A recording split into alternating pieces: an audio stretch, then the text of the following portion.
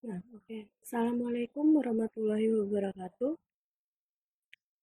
Perkenalkan nama saya Irma Frijita, saya dari kelas K628R.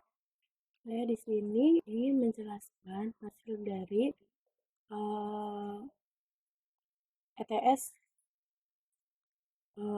mata kuliah pengantar bisnis semester 4. Nah, di sini Irma lebih memilih berbisnis atau bisnis kuliner angkringan karena apa? Karena kayaknya lebih menarik sih. Oke.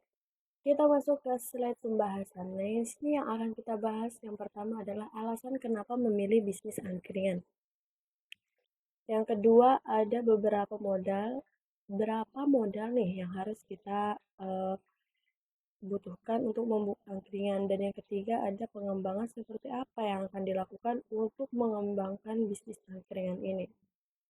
Kita lanjut ke next selanjutnya. Nah, di sini ada alasan memilih angkringan. Nah, alasan memilih usaha kuliner angkringan ini adalah karena usaha ini banyak sekali peminatnya dengan kebiasaan konsumen yang suka minum kopi dan nongkrong.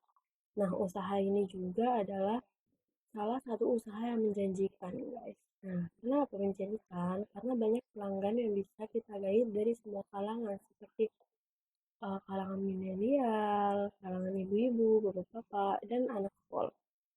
Usaha ini adalah salah satu usaha dengan harga makanan yang relatif murah bagi pelanggannya. Nah, pelanggan juga bisa membeli sesuai dengan budget yang mereka miliki. Nah, seperti halnya harga nasi nih. Harga nasi yang ada di angkringan biasanya itu mulai dari 3.000. Sate-satean mulai dari Rp2.000 dan mendoan mulai dari Rp1.000 dan masih banyak lagi eh, yang low budget lah ya.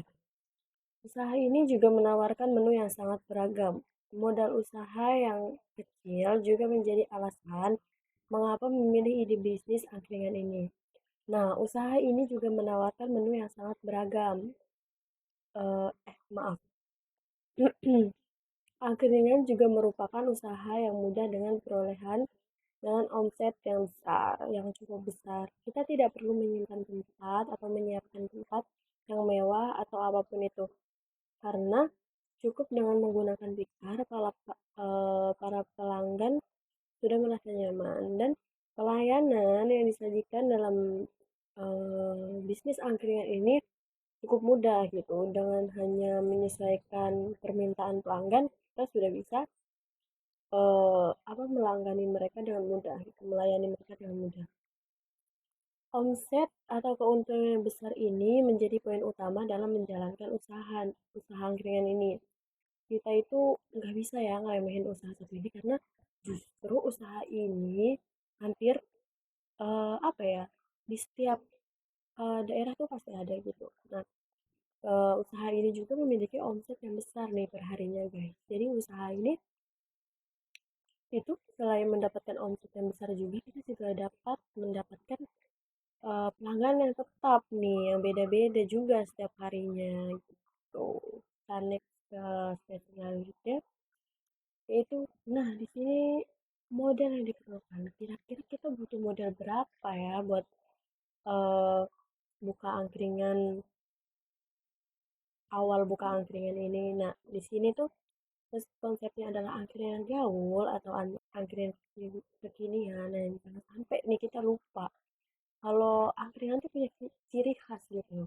Nah, apa sih ciri khasnya? Yaitu ciri khasnya menggunakan gerobak serta terpal gitu. Dalam menghitung modal awal usaha ini, kita bisa menambahkan modal mengikuti konsepnya, yaitu meja dan lesehan, serta modal untuk berbagai macam yang dijual. Berikut adalah beberapa rincian dari semua modal yang dikeluarkan mulai dari biaya perawatan, biaya tetap per bulan, pengeluaran tetapnya per bulan, dan pendapatan per bulan yang dapat. Nah, di sini kita udah jelas ya, di sini ada perincian. Nah, di sini ada perincian mulai dari peralatan. Peralatan apa aja sih yang kita butuhin? Nah, di sini ada gerobak, kompor, panci, kursi, tikar, tenda, dan lainnya. Ini semua jumlah yang apa ya? Bisa jadi atau sekiranya yang bisa kita keluarkan untuk modal perawatannya. Nah, di sini juga ada biaya tetap per bulan. Nah, biaya tetap per bulan ini pasti sama sih. Kan soalnya ini adalah biaya untuk apa ya, produk yang kita jual gitu. Di sini kayak ada macam-macam frozen food, usus, ati ampela, ceker, kepala, tempe dan tahu, kecap, saus, kopi dan teh, ya kan? Gula juga, ada sendok plastik juga, kertas nasi, terus ada piring rotan juga, ada tusuk sate juga, dan pasti ada biaya tambahan lainnya yang mungkin nih ada yang kurang atau ada yang tiba-tiba habis, tapi kita butuh apa gitu ya kan.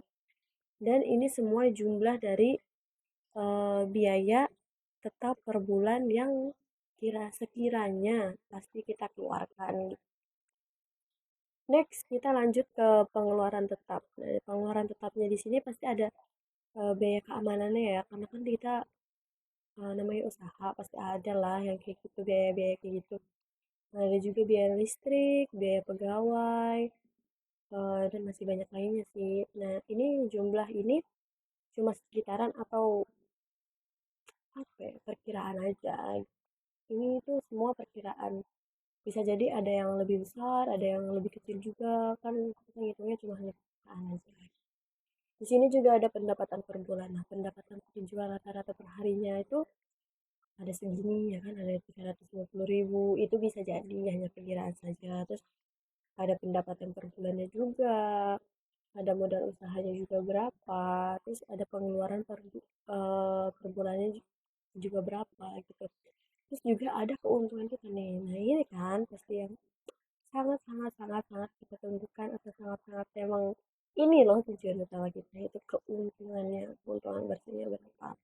Ini cuma kira-kira ya, karena kan pasti up down penjualan tuh pasti ada gitu. Bisnis tuh pasti ada up downnya. Nah, ini kita membahas tentang gimana sih cara ngembangin usaha angkringan ini gitu. Nah, usaha ini bisa juga dikembangkan melalui bantuan para pelanggan seperti kaum milenial zaman sekarang, di mana angkringan ini mempunyai cita-cita membuka angkringan di seluruh Indonesia. Nah, Kak, gimana sih kok kaum milenial bisa ngebantu pengembangan usaha? Nah, iya, sebenarnya yang berpengaruh besar ini sebenarnya pelanggan kita yang kaum milenial gitu. Kenapa? Karena dari mereka kebanyakan lebih aktif dalam bersosial media. Coba bayangkan.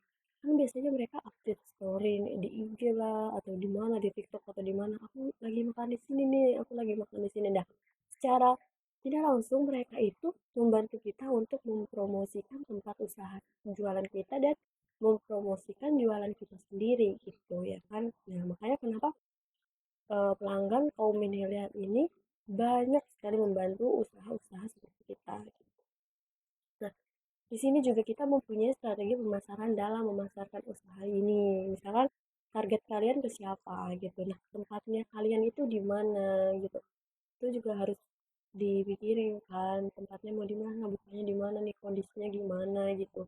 Oh, ini sama dekat sama kampus nih, pasti anak-anak sering kayak gini. Pasti banyak ya kan kayak gitu. Nah, cara lain yang kami gunakan juga untuk mengembangkan usaha ini bisa dengan mendaftarkan waralaba. Waralaba itu apa ya, Kak? Waralaba itu seperti macam kayak gimana ya?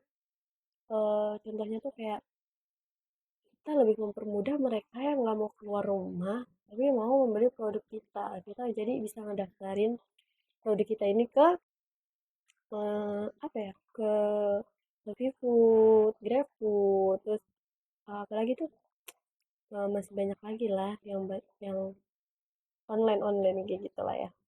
Nah, dan juga menggunakan sistem kerjasama. Nah, sistem kerjasama ini kita bisa menggunakan partner kita atau teman kita bisa menggunakan cara dengan menggunakan cara itu kayak partner kita gitu kayak ayo ayo kerjasama nih sama gue buka angkringan nih. Nanti lu jualin ini ya pakai nama angkringan gue jadi gini kayak gitu kerjasama ya banyak mitra-mitra yang mungkin masih bisa diajak kerjasama gitu. Jadi banyak sih cara pengembangan usahanya jadi tergantung kalian aja gitu gimana caranya. Nah, oh ternyata pembahasan kita cuma sampai pengembangan ternyata ya kan.